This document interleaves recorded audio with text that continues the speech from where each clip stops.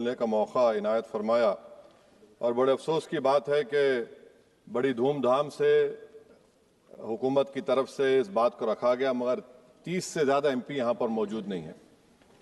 Madam, पहले तो मैं वज़ीर आज़म की इस बात की मजम्मत करता हूँ और उनको बताना चाहूँगा कि जिना के बारे में उन्होंने जो कहा था, हम तो जिना के सख्त मुखालिफ है, इसलिए भारत को अपना वतन माने, मगर 42 में आपके प्यारे वीर और जिना की पार्टी ने नॉर्थ वेस्ट फ्रंटियर, सिंध और बंगाल में मिलकर हुकूमत चलाई और उस हुकूमत ने 1.5 लाख हिंदू और मुसलमानों को अंग्रेजों की फौज में शामिल कराया ताकि वो लड़े।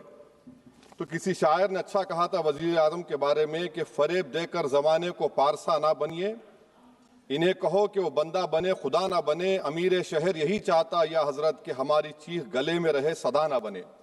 दूसरी बात मैडम, हमारे वजीर दिफा जनाब राजनाथ सिंह साहब ने बड़ा ही अजीब व गरीब और तकलीफ दे बात कही उम्मुल मोमिनीन के बारे में और उम्मुल किताब के बारे में। उम्मुल मोमिनीन उनको कहते हैं जो हमारे प्रॉफिट मोहम्मद सल्लल्लाहु अलैहि वसल्लम की वाइफ हैं, वो हम तमाम मुसलमानों की माँ, हम उनको तस्वुर करते हैं, मगर हम उनकी इबादत नहीं करते, हम अपनी माँ की इबादत नहीं करते। उम्मुल किताब कुरान है, हम कुरान की इबादत नहीं करते, कुरान अल्लाह का भिजा हुआ कलाम है। तो उसके बारे में भी शायर ने अच्छा कहा कि खबर नहीं जिन्हें अपने दीन व मजहब की, हमें वो दीन का मतलब सिखाने निकले हैं। अहम बात यह है कि मैडम, हमारे मुल्क का आइन का इस लफ्ज से आगाज होता है वी द पीपल। इसका आगाज भारत माता के नाम से नहीं होता है।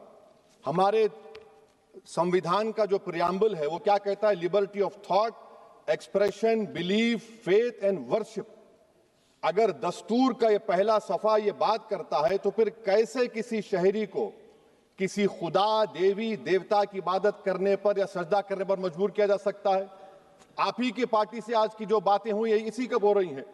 हमारे कॉन्स्टिट्यूंट असेंबली में मैडम एक मोहतरमा थी रोहिणी कुमार चौधरी ने एक तजवीज़ दी थी कि प्रियम्बल में किसी देवी के नाम से शुरू हो। उन्होंने खास तौर से वंदे मातरम का जिक्र किया, मगर उसको कबूल नहीं किया गया। फिर केवी कामत साहब ने एक तजवीज़ दी कि इट्स सिटीजन्स को बदलकर हर सिटीजन्स किया जाए और खुदा के नाम से शुरू किया जाए, वो तरमीम को मुस्तरद कर दिया गया।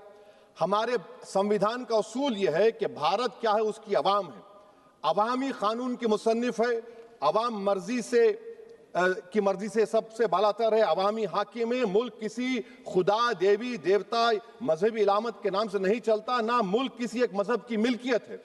इसीलिए बाबा साहब अम्बेडकर ने क्या कहा था, उन्होंने मदर इंडिया के नजरिए को मुस्तरद किया। बाबा साहब ने एक नई इस्तिलाह वजह कर दी और कहा कि भैक्षित भारत, ये बाबा साहब अम्बेडकर ने कहा। अब मैडम, अगर मजहबी आजादी इस आइन का बुनियादी उसूल है तो सवाल यह पैदा होता है कि उस वक्त हमारे जो कॉन्स्टिट्यूंट असेंबली के प्रेसिडेंट थे जनाब राजेंद्र प्रसाद साहब ने किस बुनियाद पर वंदे मातरम को कौमी तराना करार दिया? ना तो कोई सेक्यूर रेजोल्यूशन है इसके बारे में। मैडम, मैं आपको बताना चाहूंगा कि जुडिशरी क्या कहती है। बीजू इमैनुअल केस है 1986 का, जिसमें जिहोवा विटनेस ने कहा कि मैं नेशनल एंथम के वक्त खड़े रहूंगी, पढ़ूंगी नहीं। सुप्रीम कोर्ट ने कहा कि उसने कोई गुनाह नहीं किया।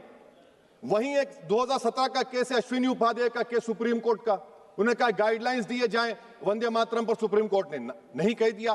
फिर आप आ जाइए madam, prevention of insult act national 1971, इसमें नेशनल सॉन्ग नहीं है, सिर्फ नेशनल एम्बलम और आपका नेशनल एंथम है। फिर आप आ जाइए 40th अमेंडमेंट आर्टिकल 51 है, 76 में पास हुआ, उसमें भी इसका कोई जिक्र नहीं है। मैडम, मैं आपके सामने बताना चाहूंगा कि हमारा भारत एक इसका मजमुआ क्या है, इसमें हिंदू है, मुसलमान है, सिख है, ईसाई है, जैन है, एथिस्ट है, मेहनत कश है, किसान, गरीब, मजलूम और दलित है। मगर अगर जो तकारीर आज हमने यहां पर सुनी और बाहर जो सुनते हैं, अगर भारत को देवी कहने और उसके आगे सजदा करने, तो दरअसल कौम परस्ती को, वतन से मोहब्बत को मजहब में तब्दील कर रहे, और फिर यहां पर बोल रहे कि अगर भारत में रहना है तो वंदे मातरम गाना पड़ेगा। भाई, ये तो संविधान के खिलाफ है, सुप्रीम कोर्ट के जजमेंट के खिलाफ है। अगर वंदे मातरम मैडम कौमियत का मियार है तो फिर सवाल यह है कि हसरत मोहानी की कौमियत क्या थी जिसने इनकलाब जिंदाबाद का नारा दिया? अगर यूसुफ मेहरली ने quit India, Simon go back का नारा दिया तो उसकी कौमियत क्या थी? अगर हैदराबाद से मौलवी अलाउद्दीन जो मक्का मस्जिद का पहला मुजरिम है काला पानी में, और तुरेबाज खान जो मारकर लाश को लटका दिया गया था हैदराबाद में 8 दिन तक, उसकी कौमियत क्या थी? अगर इनायतुल्लाह काफी जो जिहाद का फतवा अंग्रेजों के खिलाफ दिया मुरादाबाद में, जब उनको 2 दिन में फांसी की सजा दी गई, और जब फांसी की सजा के ओर जा रहे हैं तो इनायतुल्लाह मौलाना काफी की जबान पर क्या था? वो रसूलुल्लाह हमारे प्रॉफिट की नात पढ़ रहे थे। क्या पढ़ रहे थे? कोई गुल बाकी रहेगा ना चमन रह जाएगा, पर रसूलुल्लाह का दीन हसन रह जाएगा। तो उनकी कौमियत क्या थी? माल्टा की जेल में महमूदुल हसन, हुसैन अहमद मदनी 6 महीने माल्टा की जेल की ग्राउंड में पड़े रहे, उनकी कौमियत क्या थी? अल्लामा फजल खैराबादी का वो सेल काला पानी का पुकार पुकार कर इनसे पूछ रहा है, जो वहीं पर मर गए, खबर वहां पर है, बताओ मेरी कौमियत क्या थी? मैडम, मैं एक मुसलमान हूं, मैं इस्लाम को मानने वाला बावकार इंसान हूं, और मेरे मजहब की बुनियादी तालीम तौहीद है, ला इलाहा इल्लल्लाह, नहीं है कोई खुदा सिवा अल्लाह के। और कुरान में अल्लाह क्या बोल रहा? इय्याका नाबुदु इय्याका नस्तईन, तुम मेरी इबादत करो, मुझे मानो। मुझे कहां से मिल रहा? आर्टिकल 25 से मिल रहा है। मुझे कहां से मिल रहा है? Liberty of thought, expression, belief, faith and worship से मिल रहा है। तो इसको जोड़ना ये बहुत ही खतरनाक होगा। और हमारे प्रॉफेट मोहम्मद सल्लल्लाहु अलैहि वसल्लम जब मदीने को गए तो उन्होंने उस वतन के लिए दुआ की, कहा कि अल्लाह मदीने की मोहब्बत हमारे दिलों में और इजाफा कर दे, मक्के से ज्यादा कर दे। तो ये इस्लाम, मुसलमान होना, हमारे ईमान में मुल्क की मोहब्बत बीच में नहीं आती, और मुल्क से मोहब्बत है और रहेगी हमेशा, क्योंकि ये अजीम कुर्बानियां यहां पर शामिल है जिन्होंने जंग आजादी में हिस्सा नहीं लिया। आज अगर वो वतन की मोहब्बत का दर्ज देंगे तो बड़ा गलत होगा। मैडम, मैं आपके सामने एक चीज पढ़ूंगा। 1937 रविंद्रनाथ टैगोर ने लेटर लिखा सुभाष चंद्र बोस को, मैं सिर्फ किसी ने नहीं पढ़ा ये।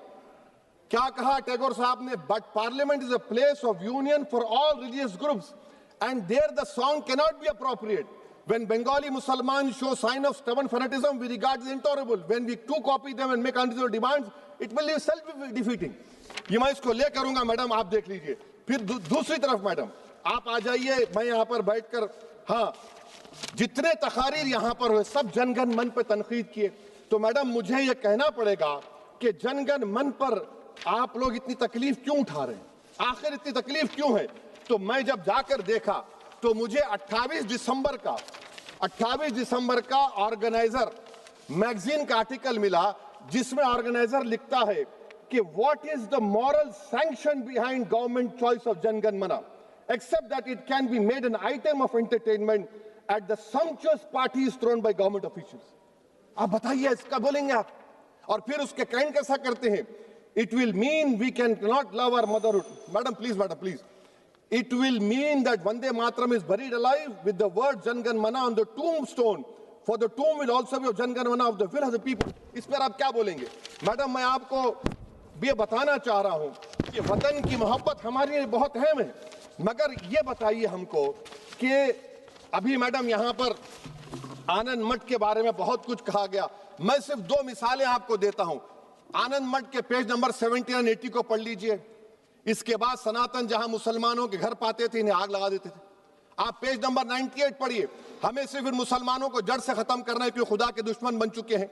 फिर आप पेज नंबर 115-16 दीजिए, फिर मुख्तलिफ इलाकों में मुसलमानों को सदा देने के लिए भेजे जाते, जहां मुसलमान आबादी नजर आती जला दिया जाता।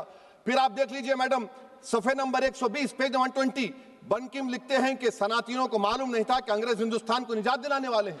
ये आप क्यों कर रहे हैं? अब आप मैडम, मैं आपको पेपर्स दे कर दूंगा। मैडम, भारत में हमारी आजादी इसलिए आई और बरकरार रही कि हमने मुल्क और मजहब को एक चीज नहीं बनाया।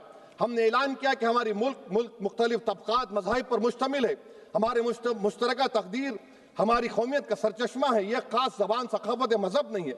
अगर वंदे मातरम का मतन कौम और मजहब को एक बना देता है, अगर हम इसे टेस्ट बनाते हैं वफादारी का, तो फिर मान लीजिए कि यह गांधी, अंबेडकर, टैगोर, बोस और लाखों आजादी के सिपाहियों की सोच को छोड़कर गोडसे की सोच की हिंदू कौमी परस्ताना, मैडम खत्म कर रहा हूं, हिंदू कौम परस्ताना को अख्तियार करेंगे।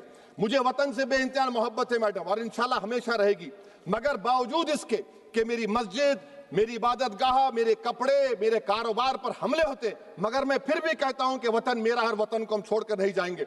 मगर हुब्बुल वतनी का क्या मुतालबा है?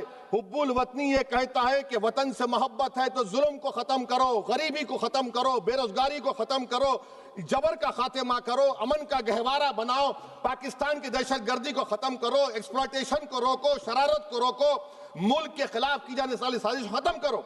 मैडम, भारत एक चमन है जहां पर हर फूल को खिलना चाहिए।